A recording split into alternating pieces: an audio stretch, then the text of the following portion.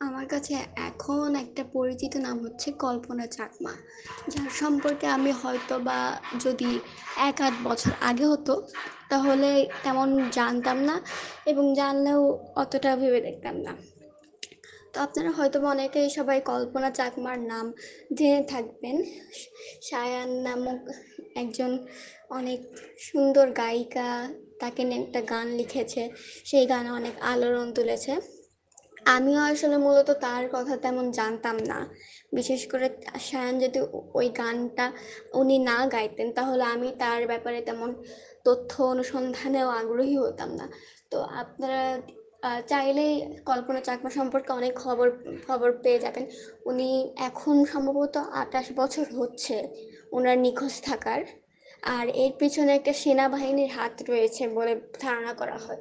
কারণ তাকে যখন তুলে নিয়ে যাওয়া হয়েছিল, তার ভাইদেরকে, দুই যে ভাই ছিল তাদেরকেও তুলে নেওয়া হয়েছিল, কিন্তু পরবর্তীতে তার ভাইরা ফিরে আসলেও তিনি ফিরে আসেননি।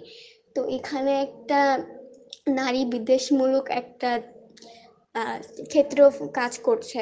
শুধু তিনি পাহাড়ি বলে হয়তো বা এটা হতে পারে যে তার তিনি যেহেতু পাহাড়ের অধিকার নিয়ে কাজ করেছেন, তো একটা গোষ্ঠীর তো থাকবেই। সেটা আপনি স্বীকার করুন বা না করুন, বাঙালিদের মধ্যে একটা গোষ্ঠী আছে যারা পাহাড়িদেরকে প্রচণ্ড পরিমাণে ঘৃণা করে, যদিও সেটা যুক্তিযুক্ত নয়। তো কল্পনা চাকমার যেই নিখোঁজ হওয়া, আমার ধারণা, যদি এটা একটা বলতেও খারাপ লাগে, তবে আমার ধারণা এতদিনে হয়তো বা তার বেঁচে থাকার কথা না। 30 বছর বেঁচে থাকলেও কোথায় আছেন, কিভাবে আছেন সেটা আমরা কেউ জানি না। আসলে আমাদের মিডিয়াতে পাহাড়ি জনগোষ্ঠীদের এমনভাবে হাইলাইট করা হয়। বিশেষ করে লাস্ট যেই নিউজটা অনেক বেশি পপুলার হয়েছিল সেটা হচ্ছে যে একজন পাহাড়ি জনগোষ্ঠীর একজন না কয়েকজন মিলে একটা ছেলেকে হামলা করে তাকে মেরে ফেলেছিল, এবং খবরে প্রকাশ করা হচ্ছিল তারা নাকি ওই ছেলেকে খেয়ে ফেলেছে বা তার মাংস খেয়ে ফেলেছে। তো এখানে কিন্তু তারা যে পাহাড়ি জনগোষ্ঠীর অংশ বলেই যে এই হেট ক্রাইমটা হয়েছে এমন কিন্তু না, আরও অন্য অনেক কারণ ছিল। কিন্তু তারপরেও এখন আপনি যেটা দেখে থাকবেন যে পাহাড়ি জনগোষ্ঠীদের নিয়ে যখনই কথা বলা হয় সেখানে কিন্তু তাদেরকে একটা আম, আদিবাসী শব্দটাকে একটা খুবই খারাপভাবে হাইলাইট করে তোলা হয়। আর আমরা যারা যারা কথা বলছি তারা বাদেও কিন্তু বেশিরভাগেরই একটা ধারণা থাকে যে তারা তো ক্যানিবাল, বা তাদের সম্পর্কে প্রচণ্ড পরিমাণে ঘৃণা নিয়ে কেন জানি অনেকেই বাস করে থাকে। যদিও এটা যদি আপনার সাথে এমনভাবে না হয়ে থাকে যে আপনার ব্যক্তিগতভাবে কোনো পাহাড়ি জনগোষ্ঠীর লোক আপনার সাথে শত্রুতা পোষণ করেছে, তাহলে আমার মনে হয় না আপনার হুদায় একটা নির্দিষ্ট জনগোষ্ঠীর প্রতি আহ, এরকম ঘৃণা পোষণ করা উচিত। কারণ আমরা সবাই বাংলাদেশি, বাঙালি ওরা না হলেও বাংলাদেশি হিসেবে আমাদের কিছু কিছু নিয়ম মেনে চলা উচিত, তার মধ্যে অন্যদের প্রতি সহনশীলতা একটা অন্যতম। তো কল্পনা চাকমার এই গানটা জানার পরে আমি অনেক আহ, মানে পাহাড়ি জনগোষ্ঠীদের অনেকেই যেহেতু একটা জিনিস নিয়ে আন্দোলন করলে তা বেশি নজরে পড়ে না।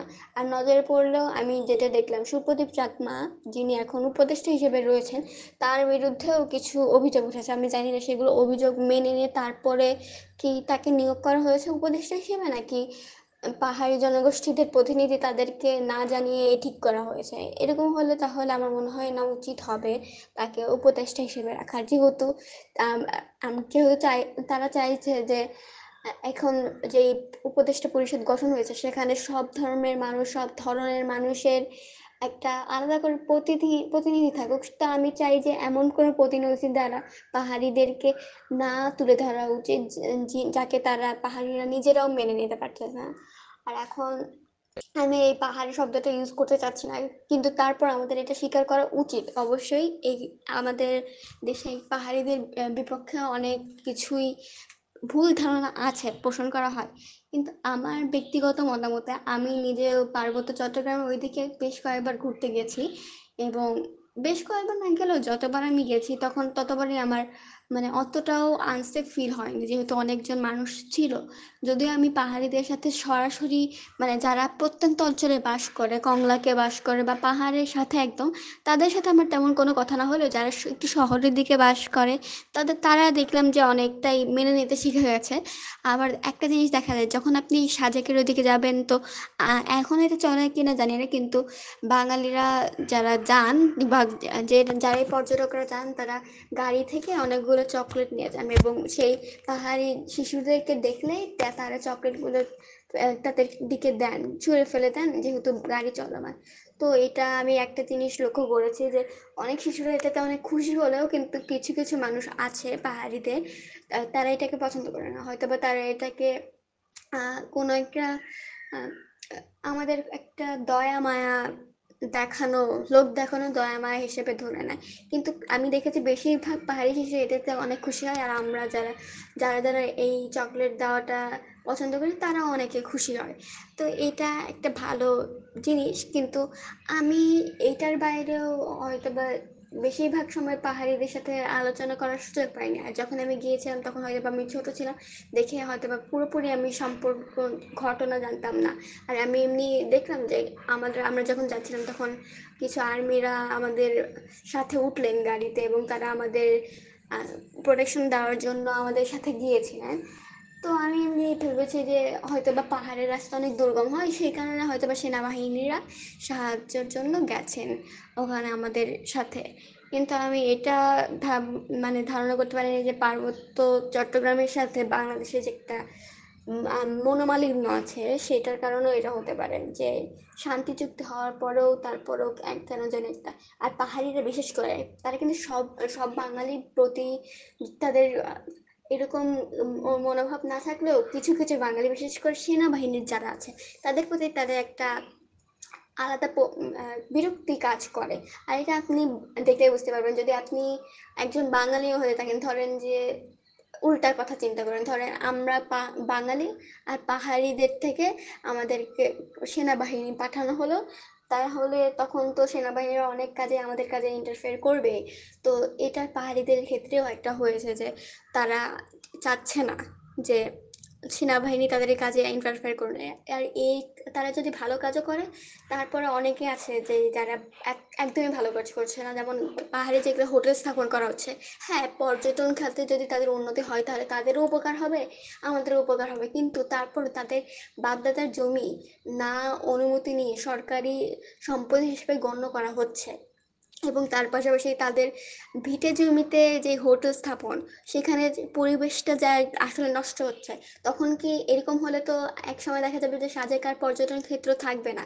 তখন ওখানকার হোটেলের দূষণ টূষণ নিয়ে ওখানে এত মানুষ যেতে থাকবে প্রতি বছর, যাতে আমরা পাহাড়িদের যে বাসস্থান সেটাও নষ্ট করে ফেলবো, এবং আমাদের যে একটা পর্যটনের জায়গা ছিল যেখানে আমরা যেতে পারতাম সেটাও নষ্ট করে ফেলবো।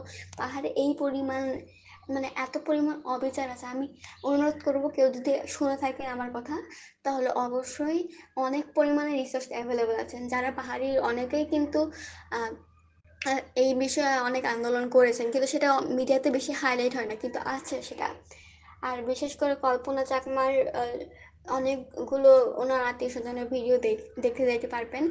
অনেক বিবিসি বাংলা সংবাদ একটা প্রতিবেদন করেছে। আমি আমি চাই না যে বাংলাদেশিদের একটা অংশ, আমি পাহাড়ি বলে আলাদাভাবে, এটা একটা ওয়ার্ড সংখ্যালঘুদের মতো, যে তারা সংখ্যালঘু, তাদের অধিকার নিয়ে কাজ করুক, কিন্তু আমি চাই যে তারা নিজেদেরকে সংখ্যালঘু হিসেবে না, আমরা যেহেতু বাংলাদেশি, আমরা যেহেতু মানুষ, সেই কারণে আমাদের রাষ্ট্রের অধিকার হিসেবে তারা তাদের অধিকারটুকু পাক।